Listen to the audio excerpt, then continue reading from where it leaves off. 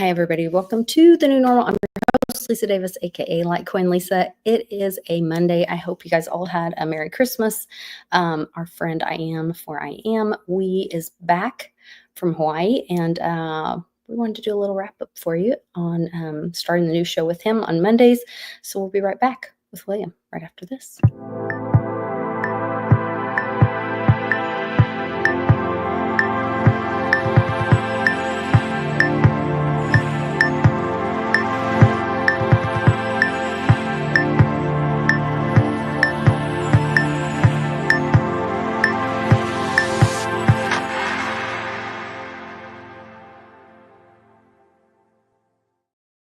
Welcome back. Merry Christmas. Happy New Year. Merry Christmas. Happy New Year, and everyone, and all that other good stuff. Like all the other good stuff. Yes. All the other holidays.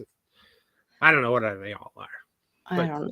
I'm sure Hallmark has a list somewhere. Yeah, they got a list somewhere. Refer to Hallmark, please. I can do it, Lisa. Buy all the cards. Yeah. Oh man. How you doing? I'm good.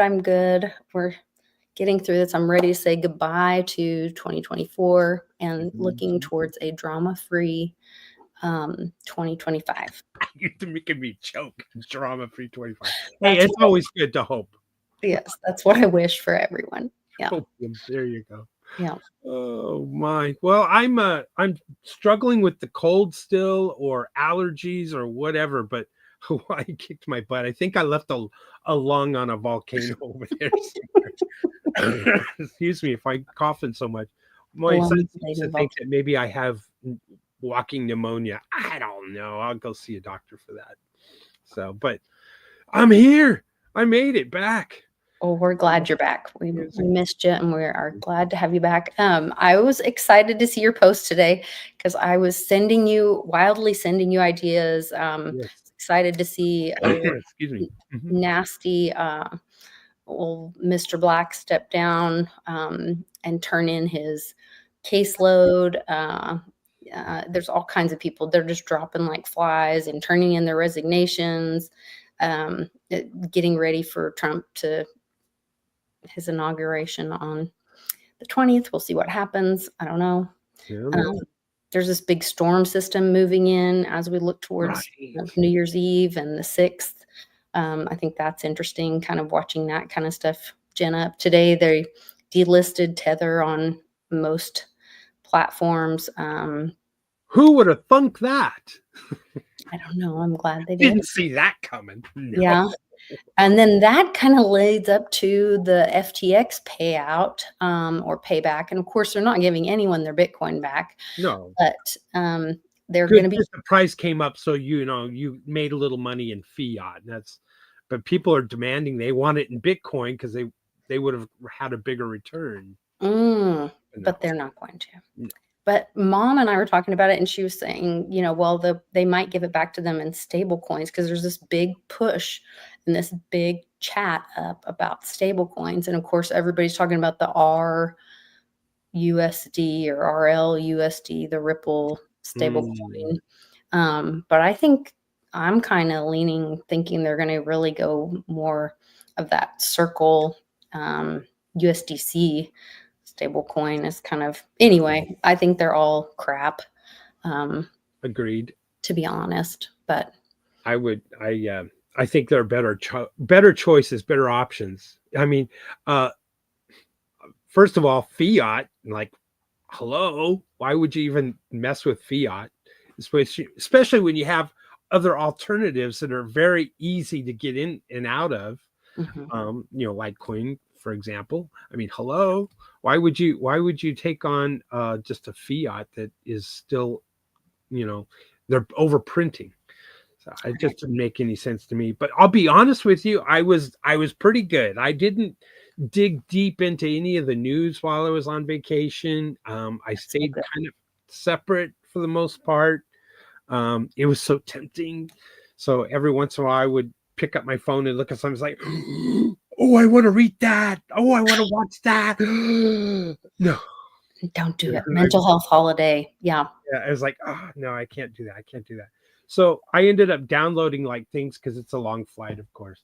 to download like just fun things for me, like, I don't know, the philosophical viewpoint of Descartes, or fun things for me, like, what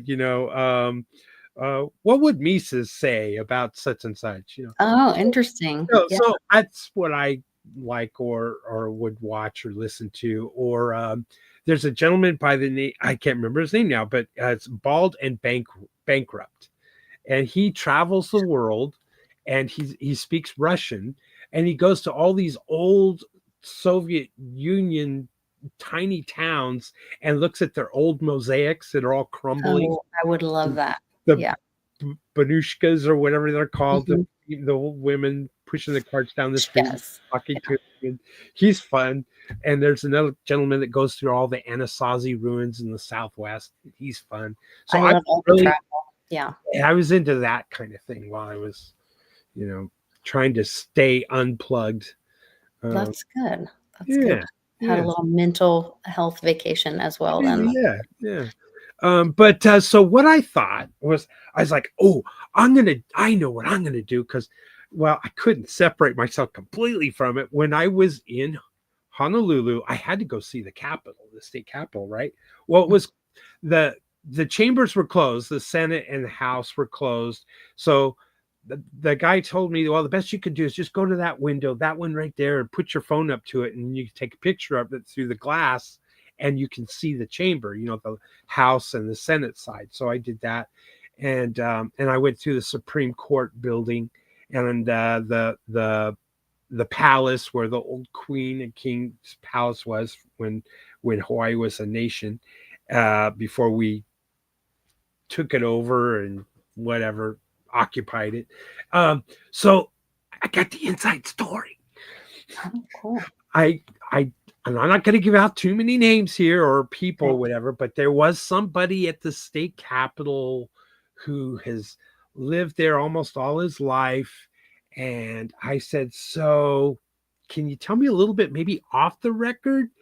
Is there a separatist movement? Are there Hawaiians that really want to separate from the Union and become their own nation state again, their own island nation? And he goes, well, they have a great golden opportunity, because Clinton signed into kind of law an apology letter stating that America was wrong for essentially invading and taking over Hawaii, and how they did it. And not that there's reparations owed or anything like that, but it's a starting ground. And he said, if the native population could just become unified on this subject matter, they have a strong case, he would think. But they're so divided amongst themselves, they can't agree on anything.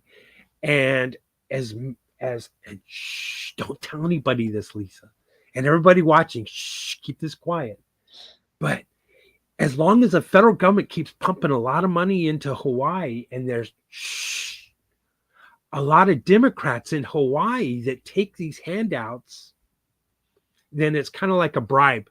They won't go anywhere. They'll stay with the Union. So was his take. I wonder if the fires had anything to do with I don't that. know. I don't know. Well, I don't think so, because those poor folks that have had the same property for generations are losing it because they can't afford to rebuild. But that's a way of getting them to let go of their lands. Mm-hmm. But ultimately, he said there are so many handouts, and if you think to being homeless in California is the best place to be, he said, think again. Hawaii is much better. It has far more handouts and provides a better living, a way of living in Hawaii. If you're homeless. I heard they have a terrible homeless problem there. Yeah. You just got to get to Hawaii. That's their barrier. Mm. Once you're there, then you're going to get all kinds of, give me, whatever to be able to survive and live on services. Yeah. And so he said, as long as that's in place, people are too content. They're just never going to separate from the Union. They're sucking on the tit, and the milk is flowing freely. That's how he put it. There's another gentleman I talked to from Samoa, and because Samoa has the United States territory of Samoa, and then it has its nation state of Samoa. But they're all Samoans, so they're still one unified people. But some of them live on the territorial island, and others don't. And he seemed to think that it's kind of brewing, because people would look at the Samoans would look at the Americans that would come onto the island, some mostly service connected, and would look up to them, but then they would look down at the Samoans. And so that feeling of looking down upon has now have a reverse effect. And so he seemed to think that because the culture, just like the Native Americans, are fighting to save their culture and keep their culture alive in this Western world of social media and everything that's penetrating and disrupting the culture and traditions. He said that Samoa probably will not fight for independence either, because people are used to that Western world that's being fed to them on their phone.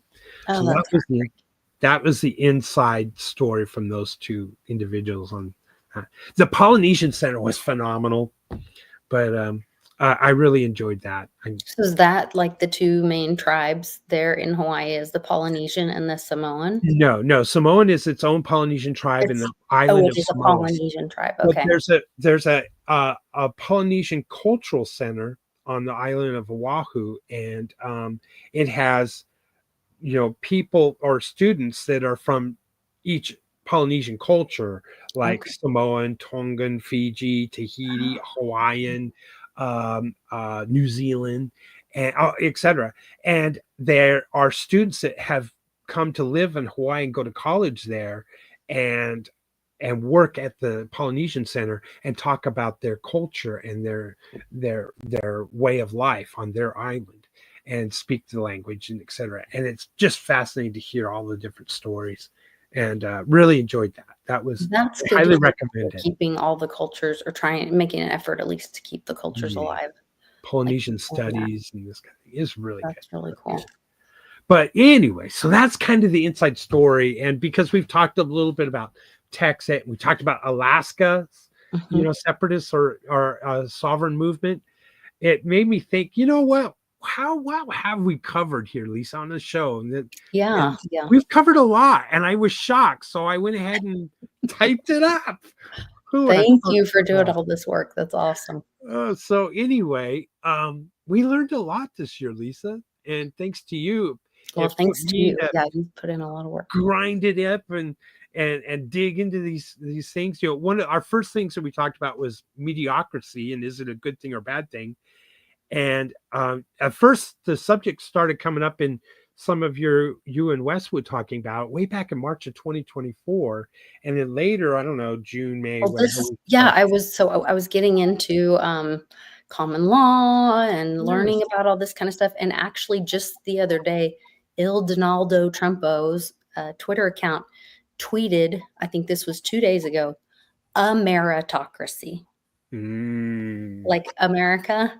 And Elon and Vivek have been talking about meritocracy lately, just in the past couple days, and talking about systems of meritocracy, which I thought was kind of funny. And who's the guy that invented email? Dr. Shiva. Dr. Shiva is his name, but I can't remember his whole name, but he goes by Dr. Shiva. Brilliant man. He was H-2B visas. Yes. He was like, Elon Musk doesn't know anything about meritocracy. Look at his companies, Twitter, X, Tesla. They were all handed to him and blah, blah, blah. Yep. Like, he was ripping him for talking about meritocracy.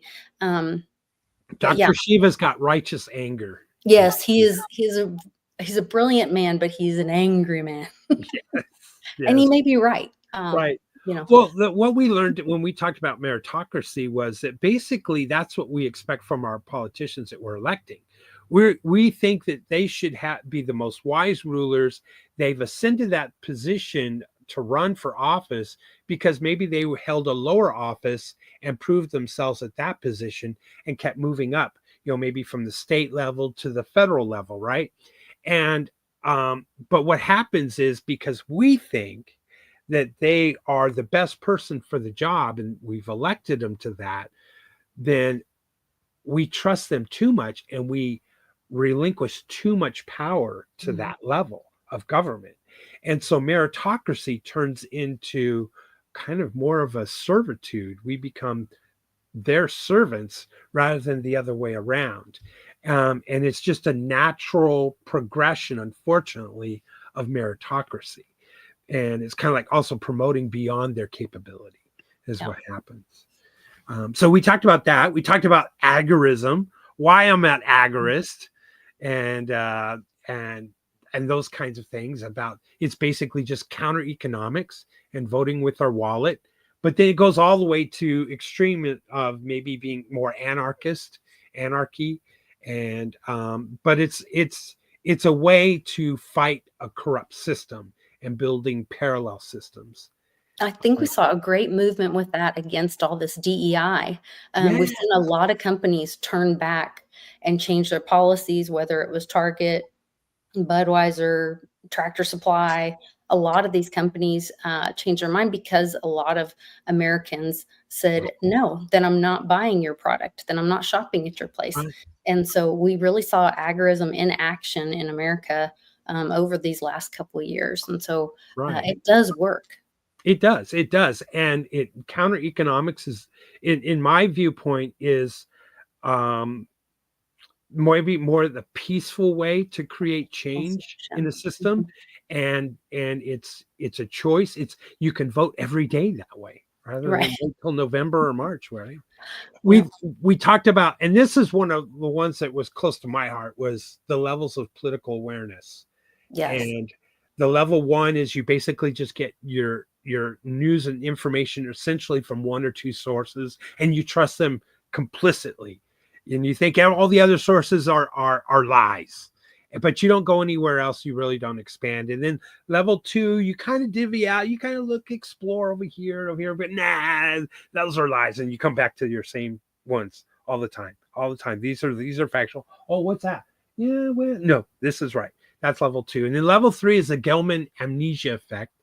That's one of my favorites too, because Gelman was a renowned physicist, and he would pick up the newspaper and he would read everything about the newspaper, what was happening in the news. Oh, well, this is what's happening in Europe, and this is what's happening in Wall Street, and here's what's going on in DC. And he believed it all. And then he would turn Mhm. the page and he'd get into the science section, and being a physicist and a well-known science person of science is like, that's not right, that's not true, that's wrong. Well, they're trying to push an agenda here, and that, and so, but then he would go into amnesia thinking that the other news that they were presenting was still good and Yeah. still accurate and still factual, and even if it was like some people think that the New York Times is truth, and it is the truth, and these people are objective. And the Gelman amnesia effect, you have that amnesia that wait, science was wrong. And then you start waking up and go, whoa, wait a minute, if they were pushing an agenda in their science portions, maybe they're doing the same in the politics and other information. And then level four is you start thinking of the money and greed. But it's not greed. That's the trick. The trick is you find out that money is paying for the science papers and the research. And its money is a form of controlling the message, controlling the narrative, the propaganda. It's all about control. It's not about the money to make more money. It's about controlling the populace and to thinking in groupthink. Think of the jab and what happened with the jab and lockdowns and masks and everything else. That right there was level four money playing out right before us. And it takes a level five, which is called the Mike Binns level, where you start seeing all the gears and the wheels and the puzzles and the how things work. The patterns start to come out to play. You find out who the influencers are and how they work and how they see things, and you're starting to put it all together. And then we all need to aspire to level six, Lisa. Level six in the political awareness means you know too much, you're dead. No, it's the Epstein level, right? So now the Diddy level, and I yeah. think we're learning there's much more than that. Even that is just, we know there's the Clinton level, to be honest. Yes, definitely. So anyway, I really like that one because we all know that we're at different levels, and you'll never force anybody to come up maybe to your level. And on some subject matter, you're going to be at a lower level than others. And um, and so when you've realized that maybe you both are at a level 3, you can have a common ground communication and debate and discussion that doesn't get heated. But if you're at a level 1 and someone else is a level 3, you're just not going to communicate. You're going to butt heads. So we have to know that we're all on this journey, and we're all on a journey together, and we're at different levels, and you have to respect that because we all started at level 1. We were all there one time. It is good to know your audience. It's good to challenge people too, but or challenge yourself, and kind of find out where you are. I loved going through this and kind of challenge myself where I thought I was, and then think about where I was in my journey. Because when Mom red pilled or orange pilled us in 2017, I can remember going through some of these levels, and having those moments and hearing her say things to me, or finding out different bits of information and hearing horrible things about the Bushes, who are Texas's Kennedys, and being horrified, and all those things. So we do all have our levels of our journeys. Our journeys in the And I political hope we never awareness. stop learning, Yeah. So That was always close to me. We talked about reason. We did show a little bit more on reasons for agorism, and especially where the government has failed us. Like we went through a lot of history, the Tuskegee, syphilis control, the JFK assassination, MK Ultra, Gulf of Tonkin, Watergate, war on drugs, war on terror, all of these things as reasons for agorism, reasons to try to mitigate change the power structure by essentially defunding them, or the reasons why, and to start questioning the government's actions, and are they always working on your best behalf, and history doesn't really favor that.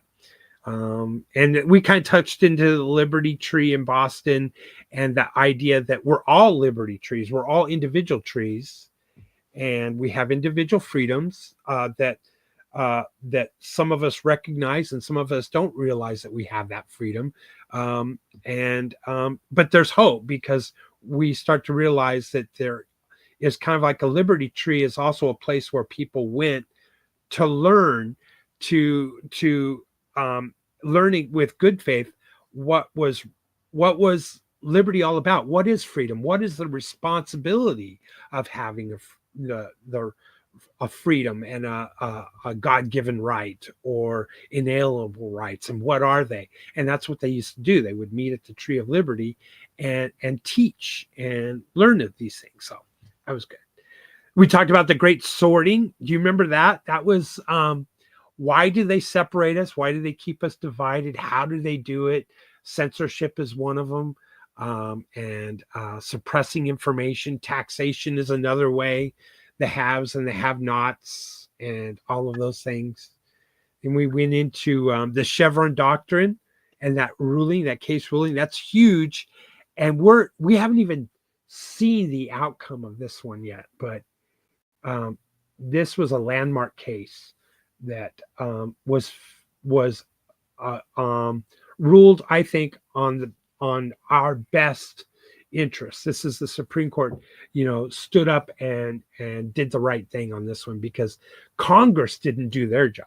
They didn't spell out the laws correctly and succinctly and specifically. So a bunch of 3-letter agencies were created to interpret the law, and then create policies, and then enforce those policies. And it was so far removed from what the law said, or what we thought the law was when it was being proposed and voted on, or we asked our Congress people to, please vote for this, not knowing that, something else would birth out of it, some ugly 3-letter agency.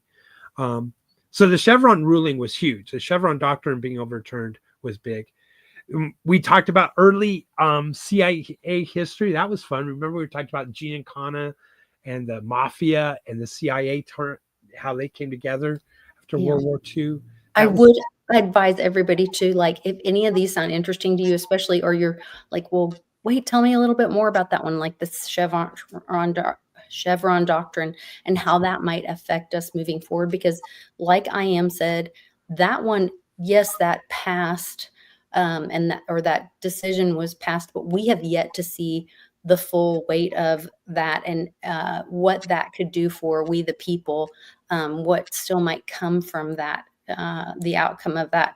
You might want to go back and watch that show, and you can go back on my channel or go to den.social and read through that full post and watch and see those questions and that discussion. And that way you can get a better understanding of like what all that, the full effect of that and the full weight of that, so that you can better understand that. So just to give everybody an idea. Great point. Thanks, Lisa. Mm-hmm. We the history of the Secret Service was fun. We talked about that. And that was soon after, the attempt on Trump in Pennsylvania. And everyone was talking about how the Secret Service let everyone down and this and that and all that. And we kind of came at it at a different perspective, didn't we, Lisa? We talked about how these people who are head of the Secret Service never get fired, despite everything that happened. Well, in this I case, didn't know they were originally in charge of the currency, right, of protecting the currency, and they were called the Pinkertons, and they were separate from the government. They were a private agency, once again, separate from and about protecting the currency. And I thought the irony of that, well, remember when JFK was being going down at Dallas, and they told the Secret Service to step away from him. Right. And the guy's like, oh, why? And he's so confused. He's so confused. Like, why don't you want me on the car with you? Well, if their job is to protect the currency, then that would make sense why he would obey that command to step away from the president. Yeah, maybe. Or they knew that they didn't want him standing in a spot where it would create a shadow or a barrier for the shot to be taken. Well, if the president is getting rid of the currency, there you go. They were protecting the currency first. Great point. Great point. Anyway, I thought it was interesting. Yeah. Then we talked about the greatest theft in American history. That one was cool because that one we talked about, we went way back into the 50s and the 60s and the cost of goods and how so few people, how one income, and it was maybe just a milkman could put a whole family through college and buy a car and an average house and pay for a house in 10 years, not 30.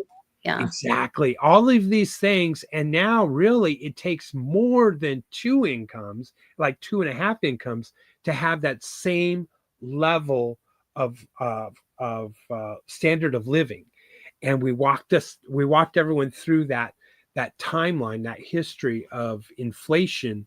And so the greatest theft in American history, in my opinion, was the impact on our culture, on how we raise our children. And now both parents have to go out and work if we want to still have live in a decent neighborhood, in a decent home, or a car that works, and all of these things. And it's really, the theft is the change that it had on how children are brought up and how bigger role that schools play in raising the children, right?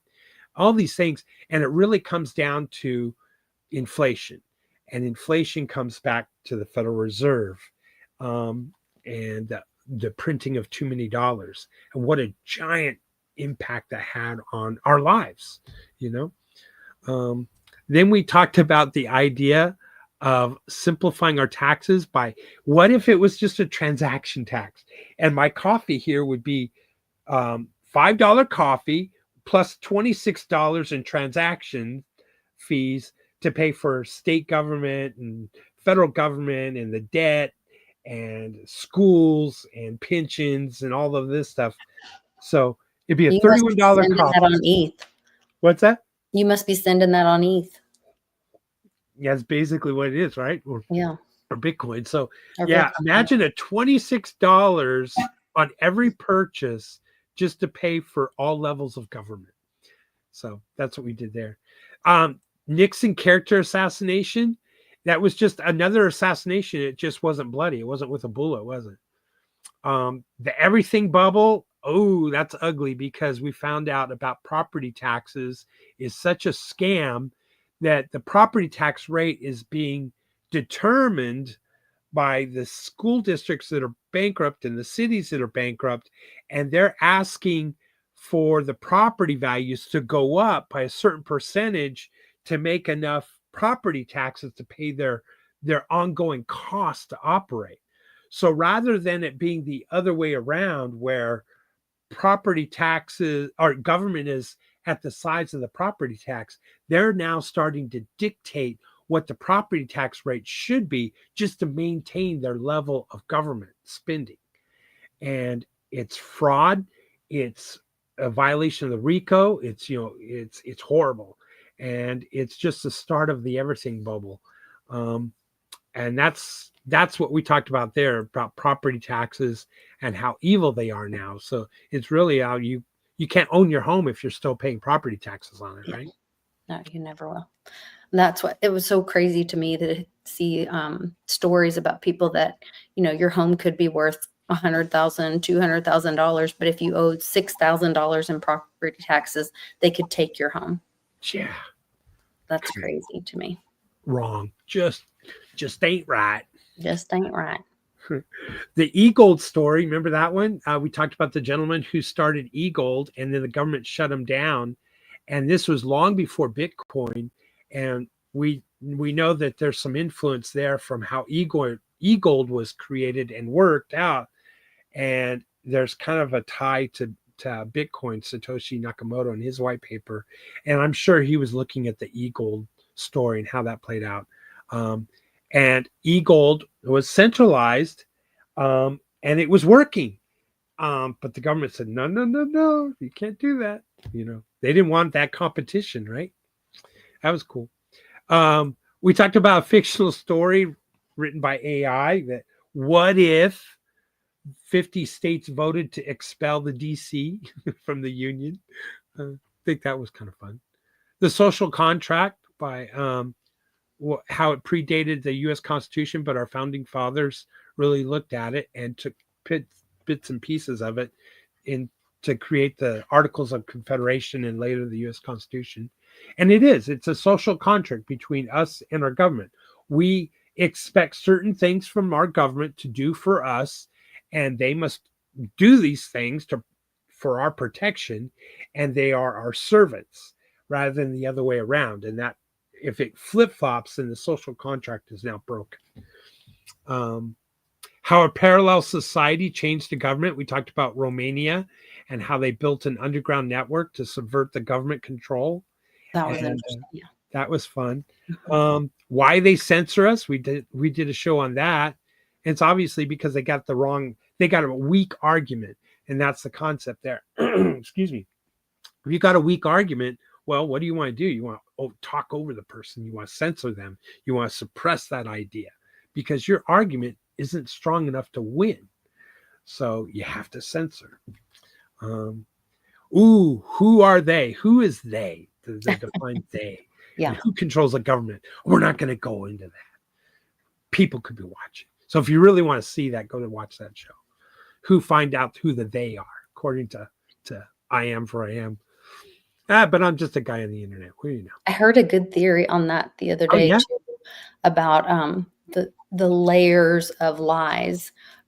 Like I don't know who was talking about it, if it was Cliff High or if it was somebody else, but they were talking about how, like, of course they lie to you. They want you. Maybe we were watching that Alien Venom movie. I don't know. They were talking about, like, do they tell you not to talk about flat Earth because And it's not because the flat earth, because they really don't want you talking about the dome over the flat earth, or not the flat earth. Something to that effect, like distractions. Yes, the lie on top of the next lie on top of the next lie. You know what I mean? The layers of lies. Right. So it was really interesting to see all the different layers of lies, Yes. and Well, all the distractions. Yeah. I think it's all, I'm being facetious here. Biden is in full capacity. He knows what he's doing at all times. He's going to give the eulogy at Jimmy Carter's funeral, so I'm sure that will be an epic speech. So we all should tune into, and my goodness, be just an honor for one of the greatest presidents ever passed away at 100 years old, and then we'll have the next greatest president giving the eulogy. Just epic moments. Yeah. Well, if Biden says that Jimmy Carter was a better president than him, that would be funny. Excuse me, that would be funny. That would be funny.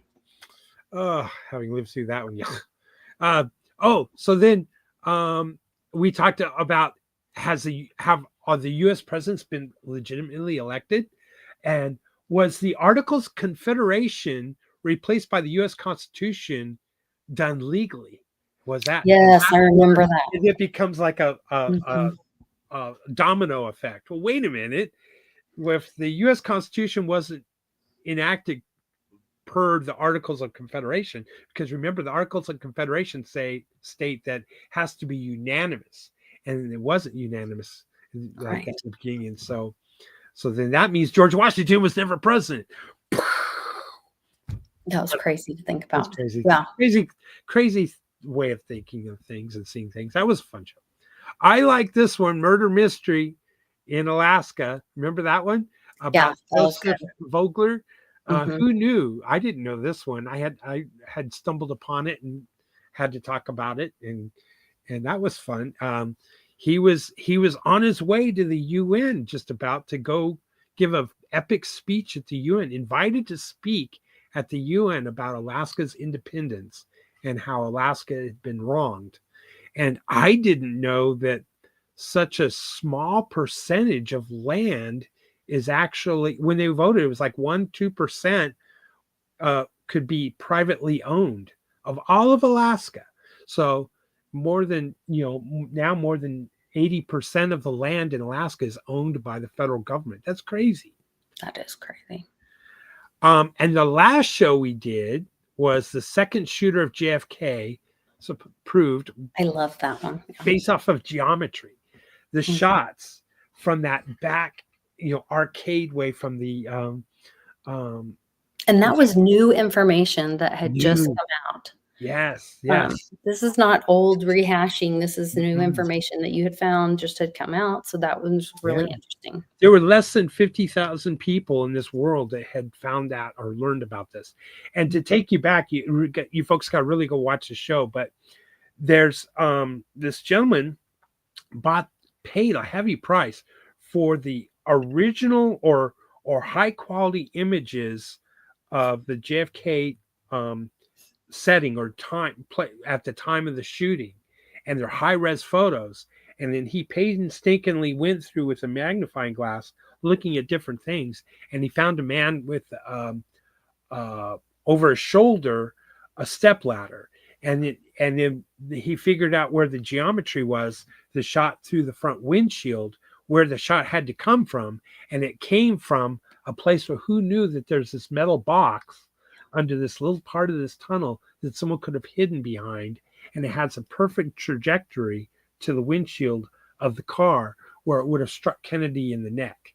And the high-res image that was taken at the time, he bought it from the Getty and J. Paul Getty Foundation. Images, yeah. Fascinating stuff. Brilliant deductions that this gentleman made and discovered. And this is still very, very new information.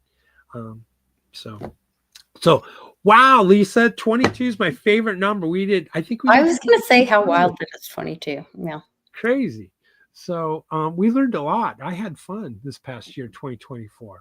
That was a great year. I really appreciate you putting all the work in that you do, all the research and writing it up, putting work in over at the Mighty Lair. And it's something that, I invested in and didn't know what I was going to do with it, but I love what they're doing at Den Social, den.social, and I wanted to be a part of it. And so that was one of the things that I jumped in and purchased a lair, and I didn't know how I was going to use it or what we were going to do with it. I'm still kind of playing around with it, but I appreciate you partnering with me to build content there.